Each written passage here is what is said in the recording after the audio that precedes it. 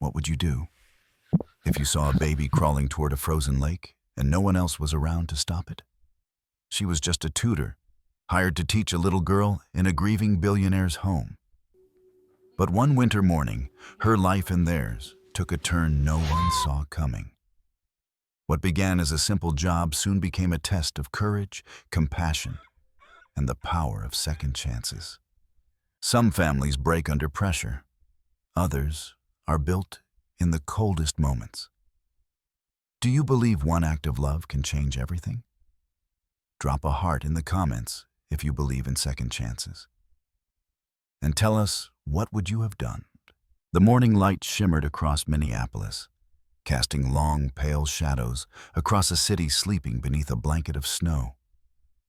The frost etched delicate patterns across window panes, and even the breath of passing strangers turned to mist in the brittle air. Far from the hum of downtown, nestled at the edge of a wooded estate, the Anderson mansion stood like a monument carved from ice grand, silent and untouched by joy. Allison Brooks, 33, pulled her knit scarf tighter as she stepped out of her minivan. Slender and soft-featured, she carried herself with the quiet determination of a woman who had learned to navigate storms, both literal and emotional. Her hazel eyes scanned the wide stone steps as her children, Chloe and Noah, followed behind. Chloe, 10, tall for her age, with honey-brown hair and calm eyes, always walked like she was protecting someone. Noah, 7, smaller, more animated, held his sister's hand while his other clutched a half-folded drawing of a snowman. They were here for Allison's first day as a private tutor. She had been hired to teach Ava Anderson, daughter of the elusive billionaire Charles Anderson, a man known as much for his fortune as for the mystery surrounding him after the sudden death of his wife, Julia, nearly a year ago. It was said she died from complications after giving birth to their son, Henry, and that since then, laughter had left this home entirely. Inside, the mansion breathed cold. The staff moved quietly, their expressions unreadable. The air carried the scent of furniture polish and something older grief, perhaps. Ava, just 6 years old, sat waiting in the study, a delicate girl with pale blonde curls and wide gray eyes. She looked like someone who had grown used to silence. When Allison entered, Ava didn't smile, just offered a polite nod before turning her gaze back to the frosted window. "My little brother. He likes going outside," Ava said softly, not turning her head. "Is that so?" Allison asked, sitting gently beside her. "He likes crawling toward the lake," Ava added, her tone flat, almost rehearsed. "The butler says the ice is too thin. He says we shouldn't go near it." Allison blinked, suddenly alert. "Where is your brother now?" Ava pointed toward the hallway. The back door was open. Allison rose to her feet, but just then, from the far side of the house, came a sound so sharp it split the stillness. "Plop!" The scream of the wind cut through the stillness as Allison dashed out the back door, her boots crunching into the snow.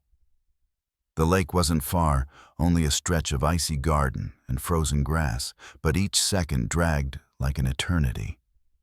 Her breath came in short, panicked gasps, and her heart pounded so hard it drowned out every other sound except one. Splash. The unmistakable sound of something breaking the surface. "Henry!" she cried. Ahead, the thin sheet of ice had cracked near the center, a ripple spreading outward in sickening circles. Floating fabric, his little jacket bobbed just above the surface. Without hesitation, Allison dropped her coat and waded into the freezing water. The shock stabbed her skin like knives, but she forced herself forward. She dove. Everything turned blue, then black. Her arms searched blindly beneath the surface until her fingers brushed soft cotton and skin. She pulled him close and surged upward, lungs aching. As she emerged, gasping, Henry's face was motionless. His lips were blue. "No, no," No. She dragged his small body onto the snowy bank, shaking, slipping, falling to her knees. Memories blurred in her mind, Noah's tiny face the day she found him unconscious in the kiddie pool. The terror, the helplessness. Not again. Please, God, not again. She tilted Henry's head, wiped his mouth, pressed gently on his tiny chest. Then again, and again. Then she sealed her lips over his and gave him her breath. The cold bit at her skin, but she didn't care. Squeeze, breathe. Squeeze, breathe, she whispered through trembling lips. A single whimper, then a cough. Henry jerked. Water spilled from his mouth. He gasped, then let out a wailing, beautiful scream. Allison collapsed forward, sobbing. Behind her, Ranger barked loudly, then again, more urgently. She turned her head just as footsteps crunched rapidly through the snow. A tall man appeared at the edge of the garden, his coat still flapping open, eyes wide in disbelief. Charles Anderson had returned. Charles stumbled to a halt, breath catching in his throat as the scene before him unfolded in agonizing clarity.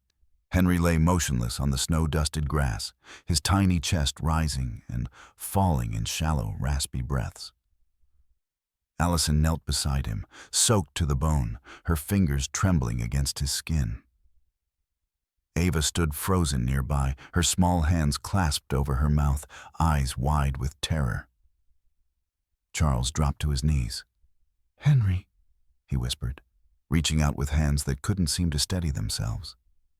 Allison looked up at him for the first time. Her lips parted as if to speak, but no words came.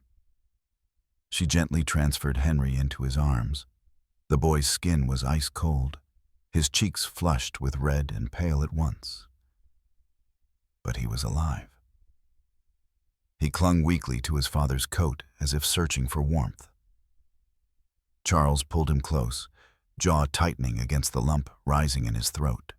The weight of his son in his arms, something he hadn't let himself feel in months, hit him with crushing force. It brought back too much. Julia's hand going limp in his in that sterile hospital room. The blood, the silence, the nurses looking away. The moment he stopped believing in anything tender. But now his son was here, breathing, crying, saved. He looked at Allison again. Her hair clung wet to her face. Her clothes were stiff with frost. Her eyes, though exhausted, held something steady, something he hadn't seen in a long time. Resolve. She collapsed backward onto the snow, barely upright. Ava rushed to her, wrapping her arms around the woman like she'd known her all her life. Charles swallowed hard. "You saved him," he said, voice hoarse. "You saved my son." Allison blinked slowly, her breath catching. I just did what I had to do." "No," he said, more firmly now, eyes fixed on hers. "You did more than that. I owe you, more than I can ever say." Ranger let out a soft whimper and nudged his nose against Allison's knee, as if offering his own silent gratitude. Charles looked down at his son, still shivering in his arms. And for the first time in a long while, the ice around his heart began to crack. The fire crackled softly in the library, casting long amber shadows across the wood-paneled walls. Charles sat in silence, elbows on his knees, his gaze locked on the flames, but his mind wasn't on the fire.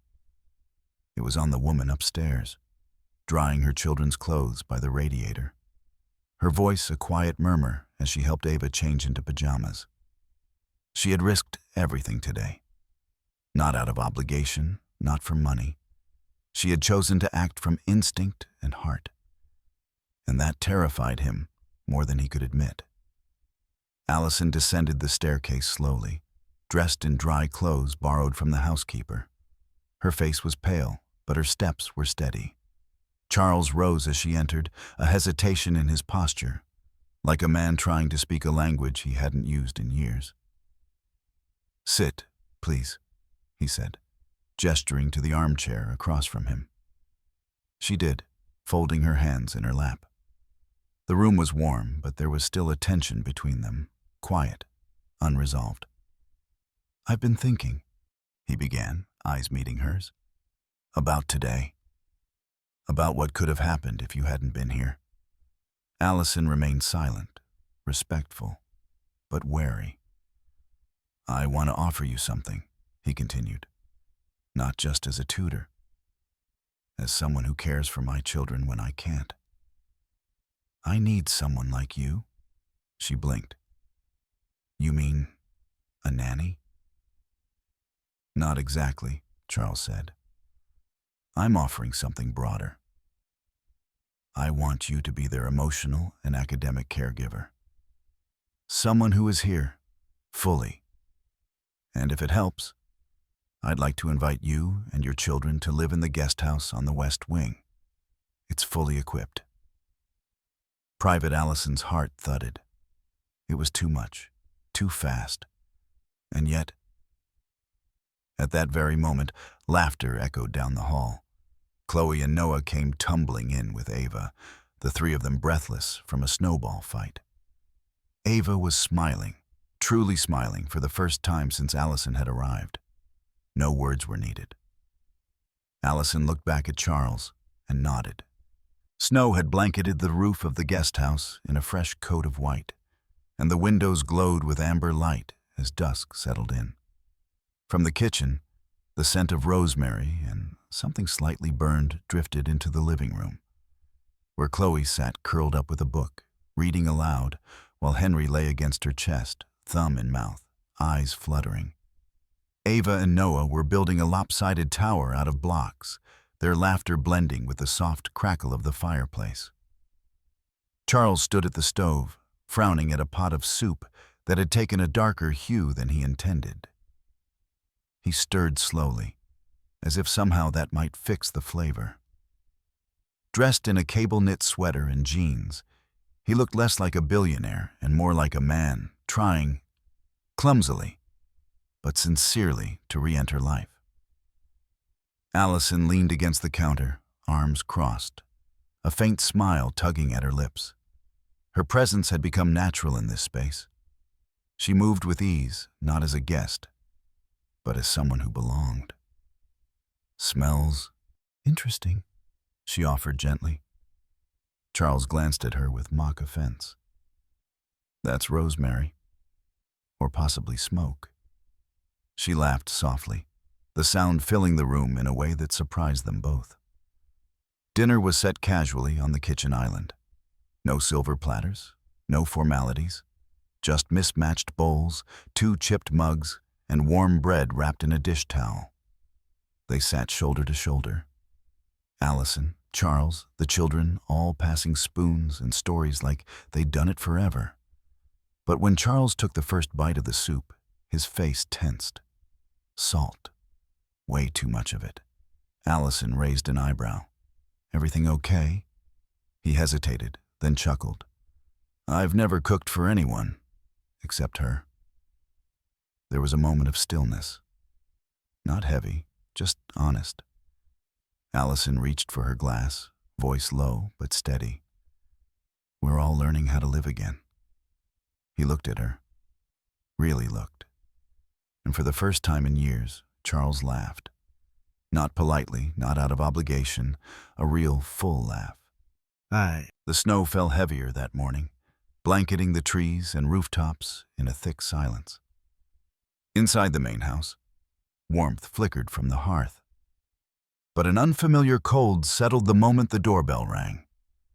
Charles opened the door to find Victoria Langford, Julia's older sister, standing in a sleek winter coat and leather gloves, her expression sharp as icicles. She looked nothing like her late sister. Her features were severe, her posture rigid, her eyes scanning the room with surgical precision. Her voice was cool, almost rehearsed. "I heard a new woman's moved in. Already replacing Julia, I suppose?" Allison, who had just entered the hallway carrying a laundry basket, froze. Chloe and Noah stood behind her, uncertain. "I'm Allison Brooks," she said calmly. "I'm here as a tutor and—" "Oh, I know exactly who you are," Victoria interrupted, stepping further in without invitation. "Daughter of Clarice Brooks, the maid who worked here 20 years ago. The one dismissed for having, let's say, unprofessional proximity to your father." Charles paled. He stared at Allison, blindsided. "Is that true?" Allison's fingers tightened around the basket. Her voice trembled, but she didn't flinch. "My mother did work here. She never spoke ill of this house. She raised me alone, never took anything that wasn't hers. She only wanted to feed her daughter and keep her pride." Victoria scoffed. Like mother, like daughter.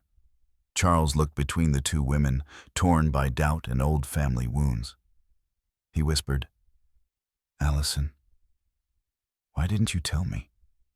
"I didn't think it mattered," she whispered back, voice cracking. "I thought I was here because I'd earned your trust." Silence filled the room until the fragile cry of Henry pierced through. From the nursery upstairs, his tiny voice wailed louder and louder. Allison swallowed hard, turned, and walked toward the guest house. That night, she began packing.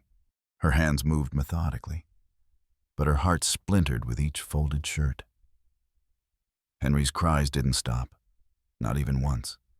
Days passed, weighed down by silence. Charles barely slept. Henry refused to be comforted by anyone but Allison, and when she wasn't there, he cried until exhaustion overtook him. The warmth that had begun to return to the house had vanished like morning mist. One sleepless night, Charles wandered into his late father's study, a room he had rarely entered since his passing. Dust clung to leather-bound books and time-yellowed papers. He didn't know what he was looking for. Perhaps a sign, perhaps an answer. Inside the bottom drawer of a locked cabinet, he found it. A small, creased envelope. The handwriting was neat, but faint. "To Mr. and Mrs. Anderson, from Clarice Brooks." Charles unfolded the letter slowly. His eyes scanned each line, his breath catching as he read. "I write this with trembling hands, not to defend myself, but to ask for understanding.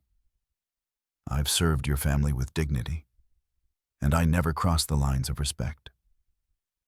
The rumors, they hurt, but I stayed silent because I needed this job. My daughter Allison is all I have. Please don't punish her for being born to a woman like me." Tears slipped down Charles's cheek before he even realized. All this time, Allison had been carrying the weight of her mother's shame. And he had almost repeated the mistake of his own parents. The next morning, snow had begun to melt, revealing soft patches of brown earth and budding grass spring's first whisper. Charles dressed Henry warmly, took Ava by the hand, and drove to the guest house. When Allison opened the door, her eyes were tired, her arms full of boxes. She froze at the sight of them. Charles stepped forward, his voice low and clear. "I'm not here as a billionaire. I'm not here as a man seeking help. I'm here as someone who finally understands what love truly costs." He knelt in the snow, Henry in his arms, Ava clutching his coat. "Please, come home. Not as a tutor, not as staff, but as mother of this whole family that's spring." Beneath the weeping willows near the once frozen lake, they were wed. In a world that often feels too cold and too busy, sometimes miracles don't arrive with lightning or grand gestures. They arrive as a hand reaching into icy water, a broken man learning to hope again, or a child's quiet whisper that melts a grieving heart. Perhaps God still speaks, not in thunder, but in small mercies and brave choices. If this story moved you, share it, comment below with what touched you most, and subscribe to join our journey of kindness and redemption. May God bless every soul who stops to care and every heart that dares to love again.